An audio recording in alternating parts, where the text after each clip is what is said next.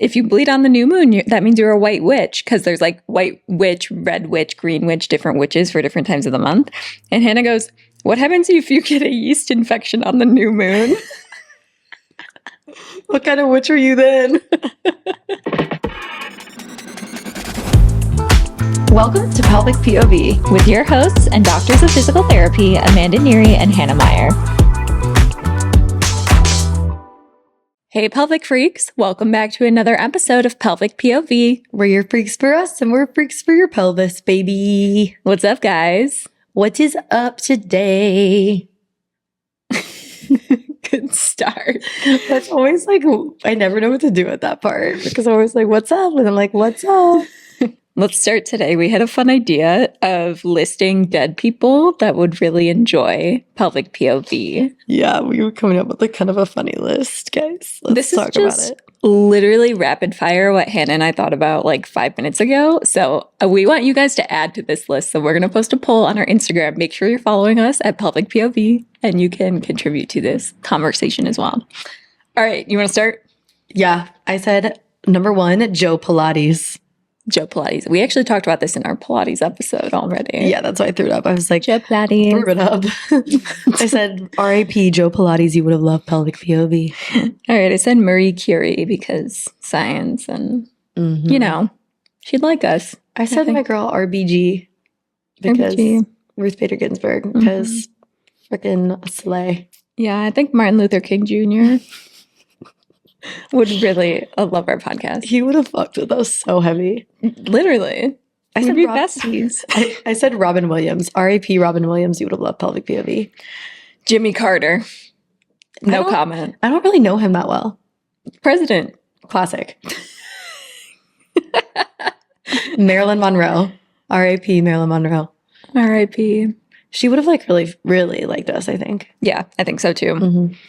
Mac Miller would have loved us because we love Ariana Grande. Yeah. And they were low-key soulmates. And I love Mac Miller. Yeah. He's great. Love him. Princess Diana. Princess Di. Because queen or princess. Yeah. Amy Winehouse. She's hot. She'd like it. She's just hot. Yeah. We're hot. She's hot. What are you going to do? What are you going to do? Freddie Mercury. Because gay. Because he's gay. Yep. And hot. Freddie, let's hang out. I miss you. Miss you. R.I.P. All right. That's what we got so far. Well, that was it. I really like this game. Do you guys... We also have like our matching hats today, guys. That Andy got us. Shout out Andy. Shout out Andy. She got us these matching hats. Kitties and titties, if you can't read it. It says kitties and titties. I'm also rocking my white pelvic freak tank today, and I am literally obsessed with it. It looks good on you. It's so cute. I'm going to wear it everywhere. I am. I'm going to order it in black and white. It looks really good. Yeah, I have the black one too. It's amazing. I accidentally ordered one too big. It does kind of run, it's stretchy. So if you like shirts that are like really tight, make sure you size down. I'm going to size down and get a black and a white one. Yeah, I sized down one and it fits like a little baby tank and I love it. Okay, nice. Cool. Well, guys, today our topic of our episode is on breathing. Before we did that, I wanted to talk a little bit about, we found this app that we discovered. It's called Dimensional, and it analyzes, it's every single like personality test on this app. And you know how on CoStar, it's an astrology app, you can have friends and you can compare your charts together? Well, it's like that, but with personality tests. So it's like Myers-Briggs and what else? Other personality tests. So we were going to talk about and compare because it gives you some fun little like side things. It tells you what your Pixar character is in your Hogwarts house in Season of the Year. So me and Amanda, we're going to compare our dimensional charts together. First, what's your Myers-Briggs first? For reference, before we even do this, Hannah comes over last night to watch Traitors, and the whole time she's sitting on my couch telling me to download this app, and my phone is dead, and I'm charging it in my room, and she's like, do this app. I want to see your personality trait. I want to see your personality trait. And I'm like, Hannah, I will do it. But right now I'm watching Traitors, which is so important. So I just really wanted to see what Pixar character she was. So we actually haven't shared this information yet with each other. Yeah. Okay. So start with your Myers-Briggs. What's your Myers-Briggs? Well, are we confident that that's what this is? Yeah, Myers-Briggs, your ENF, That's whatever. for sure Myers-Briggs. Yeah, that's Myers-Briggs test. Okay. I know because my last name is Meyer and I remember other Meyer Okay. things. Okay. I am the supporter. I am ENFJ. Cool. So what's J mean? Judging? Judging. Okay. And I'm like hard J. I'm like all the way at the end. Oh, really? Yeah. I'm an ENFP. Are you So- far? How far are you on the P? Let me click on it. Okay, I'm the campaigner. I am in the middle of P, like that. Oh yeah. Look at, I'm like literally barely an extrovert. Wow, you're literally dead ass in the middle. She's an ambivert, so she's right between introvert and extrovert. But I'm shifted. I'm an E, so I am an extrovert, but I'm so close to being an introvert. Mhm. It's wild. I'm pretty far over in extrovert territory, which I knew that about myself already. I'm far over all to the sides, like E N F P. Like I'm heavy on feeling. Mine get farther. Like intuition is a little further than extroversion, and then feeling is right in the middle, and then I'm all the way on the J. Oh yeah. I like to control the outcome. I'm structured and I plan ahead. I think that's really interesting because we're like all the same, E and F, and then you're controlling outcomes, structured, plans ahead, and then I'm keeping options open, adaptable, comfortable with uncertainty, and I feel like that really describes us. I mean, type A, type B. Yeah, It's exactly what it really is. Yeah. Yeah, I'm the one that's like planning about like not like podcast stuff, like we both plan everything, but I like to set up like structure to meetings and stuff. Mhm. And Hannah's like rolling with the punches more. Yeah, and Makes pretty sense. much whatever Amanda comes up with, I'm like, yeah, that like works for me too. Like I can kind of go with anything that she comes up with because I trust her. Yeah, I get joy out of planning stuff. And I trust her planning skills. Oh, Who was that? who are you? Where? All right. Okay, and then let's move on. I want to see what your picks are here. Well, actually, in 5 short statements. In 5 short statements. Yeah, so this is for you guys if you want to learn a little bit about me and Amanda in 5 short statements. So you go first. Okay, mine are passionate and always ready to bring the vibes, total worrywart but can still hustle hard, not a fan of rules but got big dreams, nostalgic heart, always living in the past, confidently blunt, no time for sugarcoating. You do be blunt. You do not fuck around with passive aggressive. I don't. people. I really don't. You like, really don't. It's my number one trait that I can't deal with. I love that about you. I don't it's like my it. favorite thing. If you're mad at me, tell me. How am I going to know? And I like that about you because then I will know if you're mad. And if you're not, then I just know it's fine. Yeah. Versus people that are passive, I'm like, is it okay? Are we good? Are we not? I hate tiptoeing. I know. Me too. What are yours? And you do be anxious, but you do be hustling. I be hustling. I mean, that's one of the positive traits of anxiety is like it keeps you ambitious and working hard. Mhm. So I think that is part of my hustle. Yeah. My 5 are super energetic and always ready to have fun, sweethearted and always looking out for others. It's funny. Imaginative dreamer with wild ideas, chill under pressure but a bit scattered, an ambitious go-getter with a side of spontaneity. Those are like really good for you too. I feel like those we are perfectly described in 5 statements each. I mean, it's really wild how accurate it is. I know. And guys, what's cool about this app is like it starts with Myers-Briggs and then you can keep adding different tests as you go and like find out new traits or like see them in different contexts. Mhm. You can see your sex attitudes. You can see your love style, your love attitudes, your attachment style. Wait, what was your Pixar character? Who's your Pixar character? Mine's Joy. So was mine. Mine's Joy from what's it from? From Inside Out. From Inside Out. That's also mine, bro. Highly energetic and active, much like Joy's character. Strong focus on achieving happiness and positivity, aligning with your top values. Demonstrates leadership and encourages others to embrace their feelings. Who's your Yes. runner-up? My runner-up is Linguini from Ratatouille. Mine's Buzz Lightyear. That makes so much more sense. Buzz Lightyear and Linguini. And then my 3rd place is Dory from Finding Nemo. My 3rd place is Woody. From Toy Story. Why am I? You're just all the Toy Story I'm characters. the whole cast of Toy Story, I guess. And I'm not even, what's her face? Bo Peep? So you're Joy, Buzz Lightyear, and Woody. Yeah. And I'm Joy, Linguini, and Dory. And that makes so much sense. Dory's hilarious. Dory is actually really accurate. Cracks me up. That's really accurate. You're going to laugh at my sitcom character, though. I know you don't have this one, Yeah, I don't.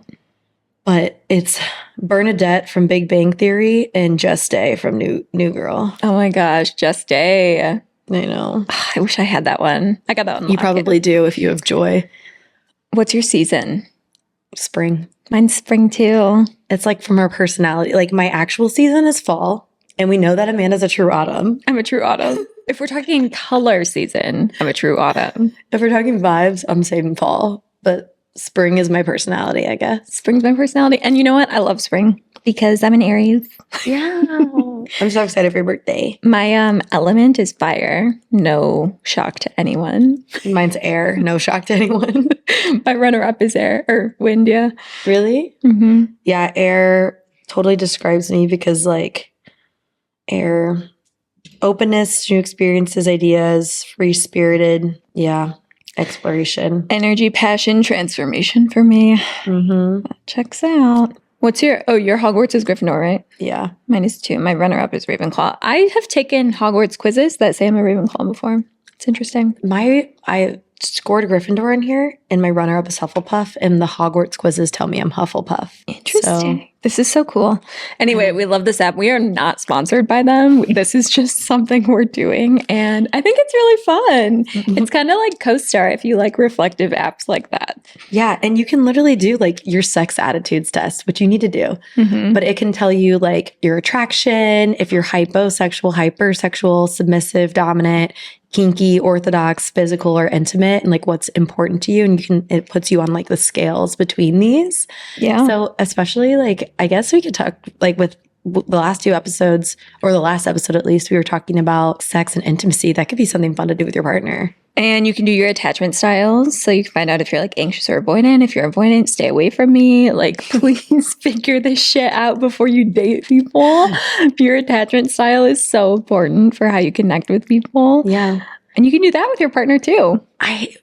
Do you feel like you are anxious attachment? I know I'm anxious. Always. But no, if I'm with a secure person, I'm secure. If I'm with an avoidant person, it brings out my anxious attachment. God. If you're avoidant, go get help. Please. And I'm not saying anxious attachments don't need to do the work too, but we are more likely to be secure. Avoidant people are the least secure attachment style. So yeah, go get help. I don't know. I've tried. I'm not doing it again. I'm not doing that again. I'm not dating another avoidant person. Get away from me. I'm sorry I love you. Sorry. Grow up. Literally. If you don't want to be loved, stop dating people. Yeah. That's honestly a perfect statement. Meanwhile, Lauren being avoidant. She knows I gives me the egg. Yeah, I know that about you too. Yeah, I already knew all this about you, but it just like puts it in writing. Yeah, I know. This is cool. I like it. All right. Do you like our hats? Oh, we talked about that. All right, let's get into the sewed. Okay, guys.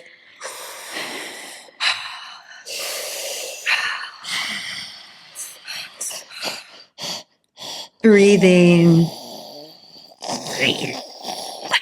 Breathing. It's time to breathe. Sorry, that gave me trauma.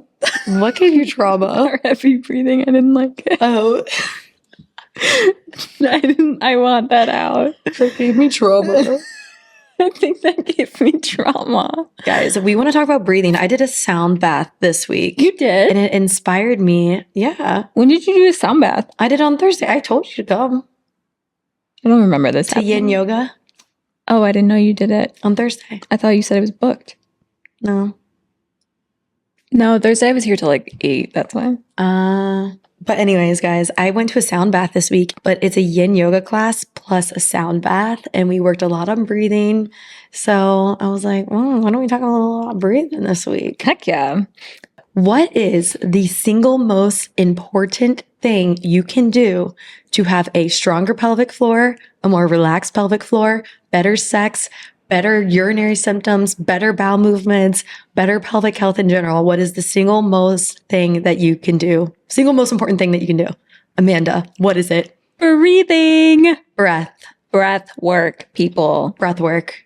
It is the most important thing. And I know what you're thinking. You heard her say strength, and you're like, Hannah, how does breathing strengthen my pelvic floor? We're going to tell you how. So listen to this damn episode. And don't stop doing the Kegel that you're doing right now. When you scroll past that person on TikTok that's telling you to Kegel, they do not have an understanding about what is actually beneficial for the pelvic floor. It gives me the ick. It's a major ick. And if you're a person that's on TikTok making those videos that's like, time to do your Kegel push-ups, then you're going to be like, and 1, and 2, and 3. No, you don't need to be doing that, guys. And in fact, you're making people's pelvic floors worse. You could be making people's pelvic floors more hypertonic and making them think that they need to be doing Kegels all the time. Mm-hmm. We don't fuck with that. No. So why breathing? Why are we talking about breath work today? You want to start? Because breath is the fundamental thing that we do in pelvic floor. It's your fundamental basis to learn how to take care of your pelvis and your pelvic floor muscles. And it is the number one thing we teach people, the first thing they do when they walk in the doors. Guys, you've heard us talk about pelvic floor relaxation by now, if you've been listening to this podcast. When we assess patients, what we're finding more often than anything else is pelvic floor tension, which you also know if you've been listening to us talk.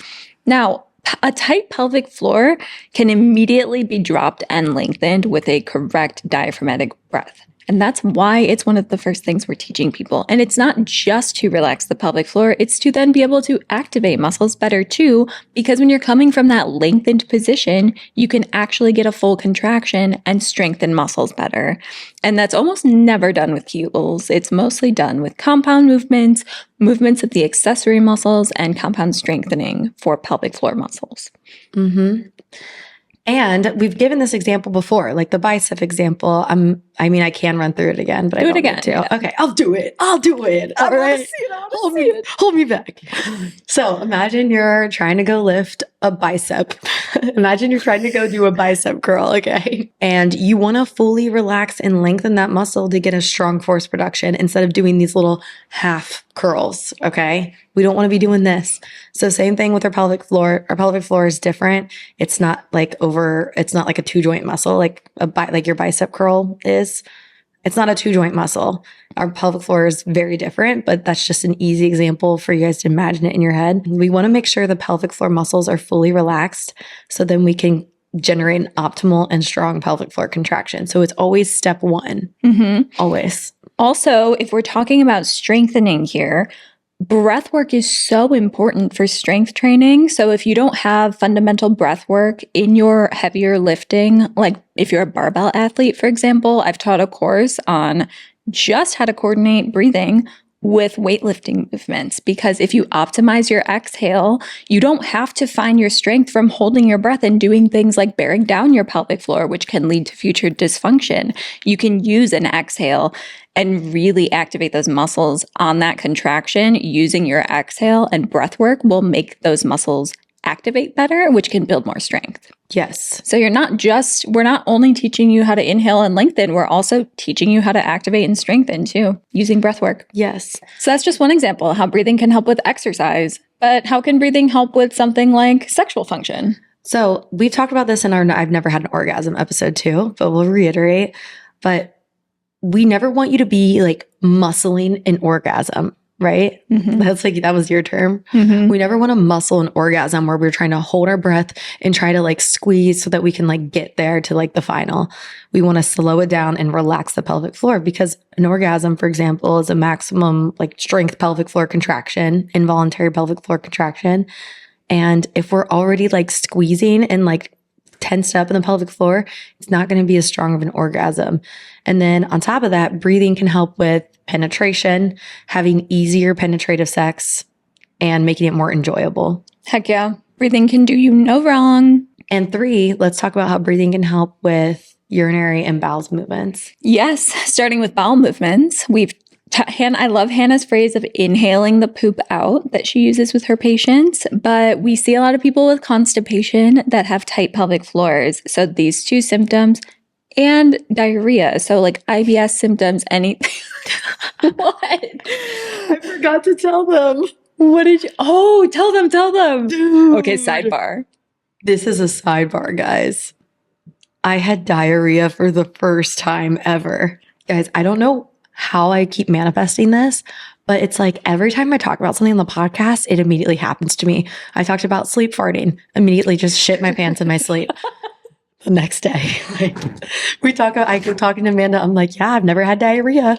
Literally get the flu, diarrhea. First time in my freaking life I had diarrhea. I feel like I entered a secret society of girls with tummy problems and diarrhea. I kind of feel like a hot girl now. I'm not going to lie, because if you know, all hot girls be having diarrhea. Mm-hmm. And now I feel like a hot girl. I can attest to that. Like I've officially reached hot girl territory.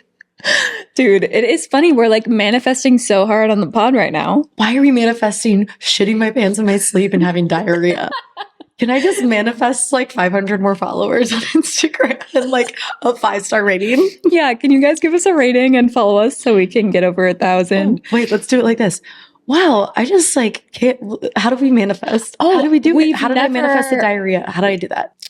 I've never had 1,000 followers on the Pelvic POV Instagram account. Yeah, and I've never had a really awesome comment and rating that says how cool and sexy Amanda and Hannah are.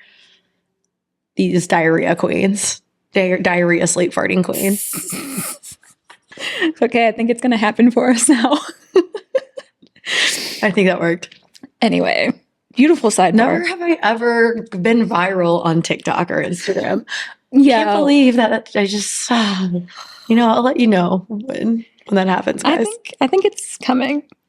It's coming. The diarrhea. Something's brewing and it's not just diarrhea. What did I say last night? What was the quote last night? That was one of my favorite quotes. I remember it now. Should I tell them? I And think- we'll still ask on Instagram, and then this will be your hint. We play this game on our Instagram stories where we put a quote and everyone has to guess who said the quote, and it is my favorite game that we play.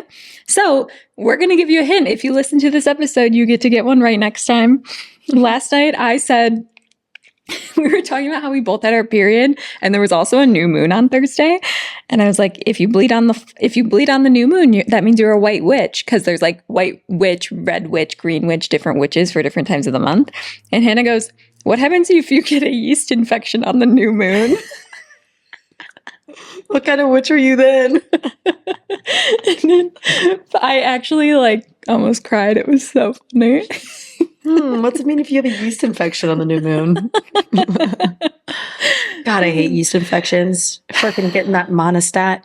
Oh God, I could never do monostat. Dude, it's because I just was too lazy to go get a diflucan. No, but like if I do monostat, I will rip the inside of my vagina out. It burns so bad. Really? I've never been able. I tried it twice in my life, and it was the worst two medication experiences of my life, both times. Wild. Yeah, so you just do like the diflucan. Yeah, the fluconazole pill. Fluconazole. Why do I say diflucan? I think that's like the that's- proper name for it.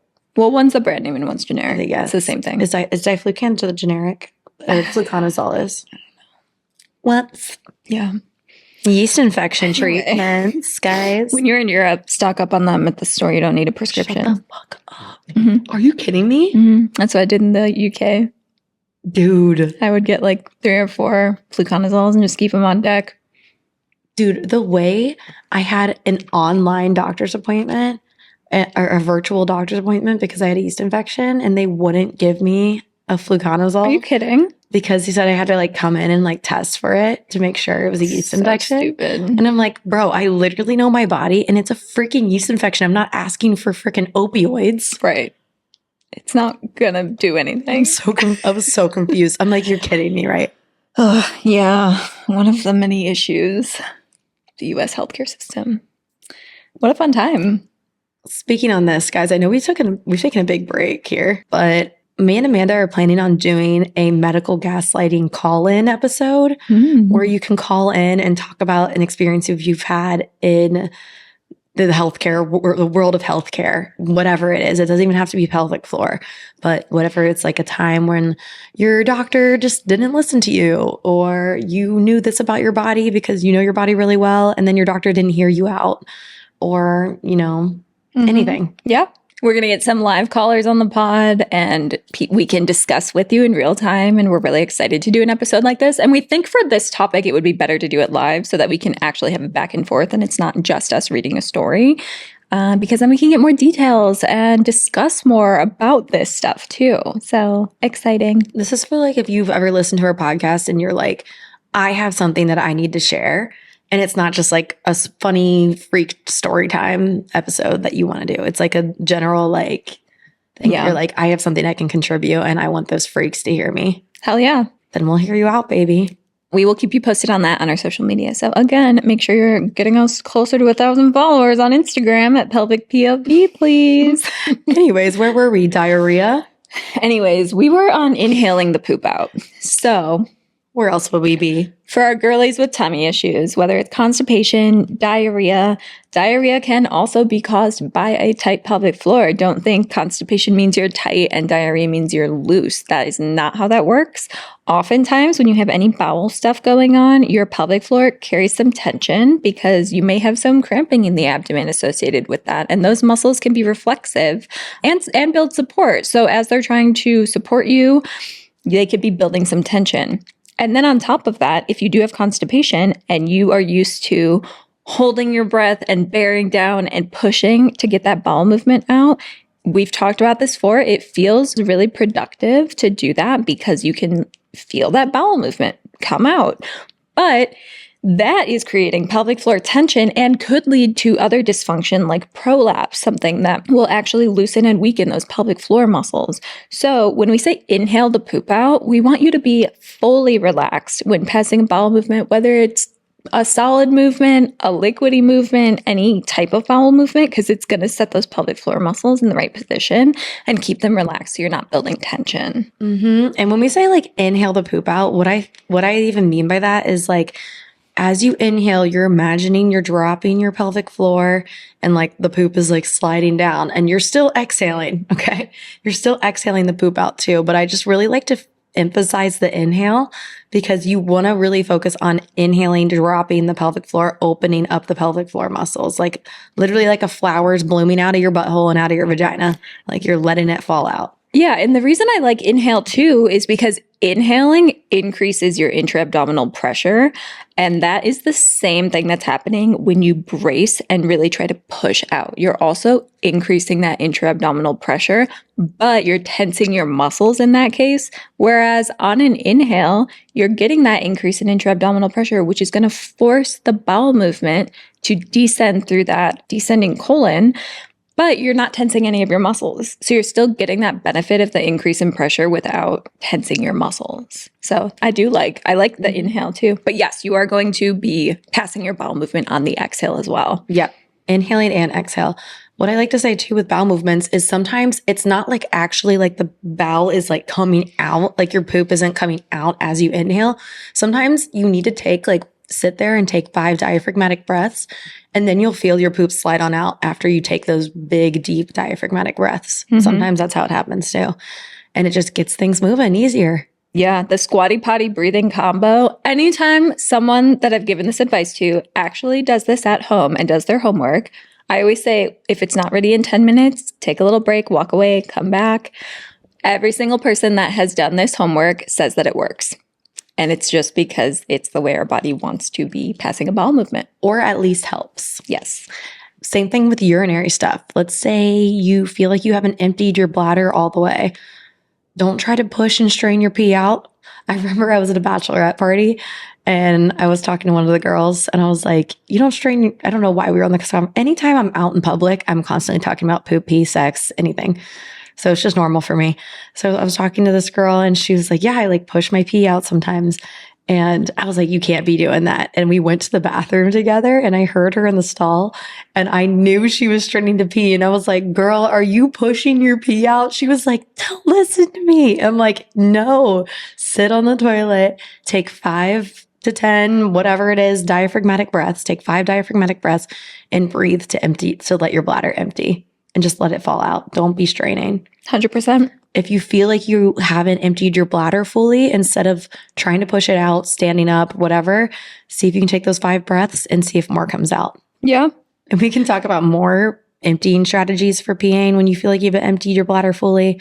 But generally speaking, that's how breath can play a role. Yeah. So we should talk a little bit about the anatomy with the diaphragm and the pelvic floor, I think, because I think that will make a little bit more sense. We can describe it and then take you guys through what diaphragmatic breathing is and how you can do it at home. Yeah, guys, you hear us talking about diaphragmatic breathing a lot. If you are watching the video episode, I'm going to sit up here.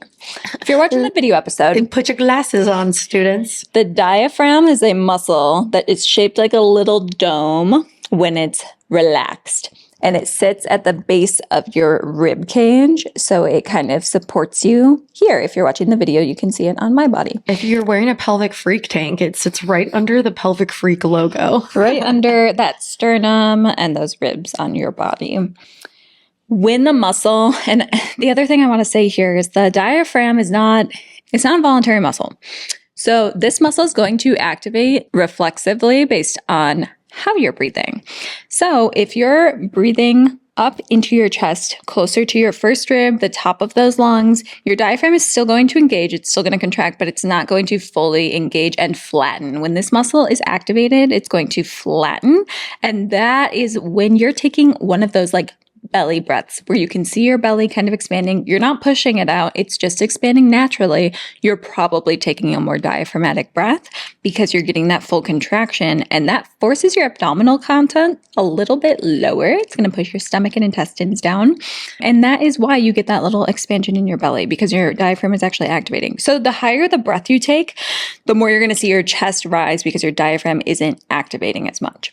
That's what we mean when we say diaphragmatic breath. Now, if you think about it, if you're watching the video, you can see my hands here. If your diaphragm is a dome up here and your pelvic floor is sitting like this and it's tight, you can see my pelvic floor is tight. I'm like inverted a little bit.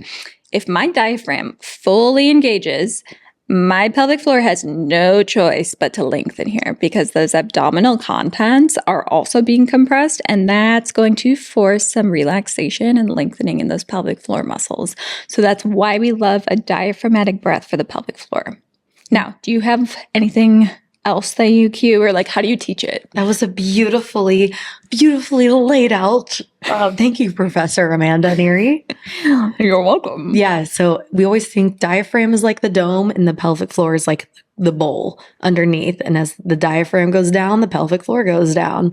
So that's why we're so big on the inhales and ways, like obviously there's the anatomical explanation, but when you're trying to make sense of it on your own, when you're just trying to poop or you're trying to have an orgasm, you're trying to have a penis put in your vagina or whatever it is, you don't want to think like, okay, my diaphragm and then my pelvic floor. You want to think of some kind of like imagery to help you get to relax your pelvic floor.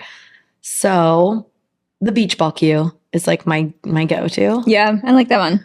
But if you're just trying to practice diaphragmatic breathing, we always recommend laying down on your back to start, either with your like legs completely flat. You can be in a butterfly pose, whatever helps you feel relaxed. One hand on your chest, one hand on your lower abdomen, so below your belly button. And when you inhale, you want to think that you're breathing into your lower hand and then exhaling through your mouth. So inhaling through your nose, filling up your belly with air, breathing into the lower hand, and then exhaling through your mouth. And this whole time, you're trying not to let your chest move as much, and you definitely don't want to be leading with your chest. So if anything, if you're taking a deep breath, your chest might lead a little bit towards the end, but we're breathing into that bottom hand is all you want to imagine. Okay? Yeah. So a visual cue that you can think of is imagining you swallowed a deflated beach ball, and that deflated beach ball is just sitting in your stomach. And then as you inhale, you're filling up that deflated beach ball and it's expanding 360 degrees. So forward. So belly's also rising, but also expanding on the side, back, and down into the bowl of the pelvic floor muscles. Okay. And then when you inhale, you're smoothing out all of those edges of that beach ball. And then exhale, it's just slimming back down, back into that deflated position. I love the beach ball. Yeah. That's great. Or balloon. Balloon if you prefer balloons. Whatever you prefer to swallow, I guess. It's up to you. That's really good. I like that one. Mm-hmm. Yeah, those are great. I would not do it a different way. Yep. So whatever you're doing right now, you're on the treadmill and you're driving, whatever it is, stop what you're doing, close your eyes, take your hands off the wheel, and once you're come to a full park, do your right diaphragmatic breathing. And then go on YouTube and make sure you watch our video demonstration of this as well. Okay, I feel like this has been really good, and we've talked about all of our stuff. How can what's wrong with me? We're losing it. We're talking about all our stuff. We're talking about all our stuff right here now. What are some ways that our listeners can practice breathing that aren't necessarily just laying and practicing diaphragmatic breath? Like, do you have favorite practices for this? I do. Oh, What is it you ask? That's what you asking me. yoga. What? Yin yoga. Yin. I go to yin. I like it. What is it? Tell them. If you know me, you know I'm a freak for yin yoga. I just go to yoga class and you just lay on the ground and pretty much stretch. What's the definition of yin yoga? I don't know. Can you Google it? Okay. Because I'm not a yoga instructor, but I love going to yin because you just hold these poses for an extended amount of time, but these deeper stretches, and you focus on your breathing with your stretches. Yin yoga is a slow-paced style of yoga incorporating principles of traditional Chinese medicine with postures that are held for longer periods of time than in other yoga styles. So it just gives you more opportunity to practice breathing because you're holding these poses for longer. And I really like the studio I go to in Chicago because they really emphasize breathing to the beat, and everyone breathes together. And it's really awesome. And they breathe to like counts of 4. So they'll be like, an inhale for 1, 2, 3, 4, and exhale for 1, 2, 3, 4. Right. Okay. And they breathe, they literally play music that keeps you breathing to that beat the entire class. And everyone you can hear breathing out loud together. It's really awesome. Yeah, I loved that class too that I went to with you. Yes. And then this week too, it was in combination with a sound bath, which was really fun. And have you been to a sound bath before? No. Ugh, it's so I'm amazing. doing one in April, actually. Can I come? It's in Arizona. Fuck. Sorry. Guess I won't be there. Well, we can go to one. Actually, there was someone who came to my pelvic floor event who is a Legree instructor who does sound baths. Cool. And she DM'd me on Instagram and I told her to let me know and that we'll come to her sound bath whenever she does her next one. Totally. Cool. So we can go to that together. But this one was yin yoga plus sound bath. And it was almost like meditating, focusing on your breath, but with the sound bowls. Sometimes it can be boring to just sit down and breathe. So it's nice to go to like some kind of event or community thing where it focuses on breath together and you can learn from other people. Yeah. I love yoga. I love sound baths. But if those are not for you, you can also just incorporate exercise that prioritizes breath a lot, like Pilates. It's a breath-based exercise form too. So you could try a class like that, something where people are just emphasizing the inhale and exhale just to increase your body awareness with it. And then there is good old-fashioned meditation. You can download the app Headspace and do a 5-minute meditation and focus on your breathing with that. There are plenty of ways you can practice this stuff. And you can just find whatever works best for you. That's our homework for you guys freaks this week. Okay? For you pelvic freaks. For you pelvic freaks this week. Our homework for the pelvic freak estudiantes is to go and practice your breathing, your diaphragmatic breathing. That was really good when you said that. You liked it? Yeah. Thank you. Getting ready for Puerto Rico. Yeah, baby. Practicing my Spanish. All right, pelvic freaks, go practice your breathing and go leave us a review if you're loving our podcast, and go follow us on social media at Pelvic POV if you love us. Please help us manifest something other than diarrhea and farting in our sleep. Please. At least for Hannah. She needs a break. And you. I don't have diarrhea after I talk about it. Yeah, I have diarrhea all the time. Oh, yeah, it's a little different.